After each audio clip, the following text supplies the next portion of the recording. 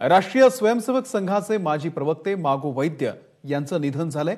वयाच्या 98व्या वर्षी त्यांनी अखेरचा श्वास घेतलाय। मागो वैद्य यांचं नागपूरमध्ये निधन झालेलं आहे। राष्ट्रीय स्वयंसेवक संघाचे ते माजी प्रवक्ते होते। सरिता कौशिक आपल्या प्रतिनिधी सध्या आपल्या सोबत आहेत। सरिता, अत्यंत दुःखद बातमी।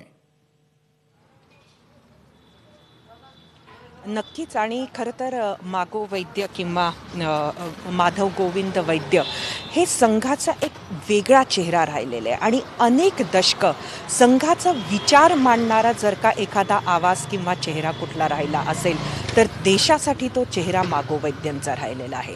नागपुरातील मागो वैद्य हे खरं तर गृहस्थाश्रमी जरी होते तरी ज्या काळामध्ये संघाच्या एक्झिक्युटिव्हमध्ये एकही गृहस्थ आश्रमातील व्यक्ती नसायचा त्यावेळेला ते संघाचे बौद्धिक प्रमुख राहिलेले आहे, संघाच्या एक्झिक्युटिव्हमध्ये राहिलेले आहेत, संघाचे ते पहिले प्रवक्ते सुद्धा राहिलेले आहेत। खरं तर ते संस्कृतचे सुद्धा अगाध स्कॉलर आहे आणि सर्व सरसंघचालकांचं काम ज्यांनी बघितलं किंवा जे संघात होते अशी जर एखादी व्यक्ती कुठली असेल तर तेही मागो वैद्य।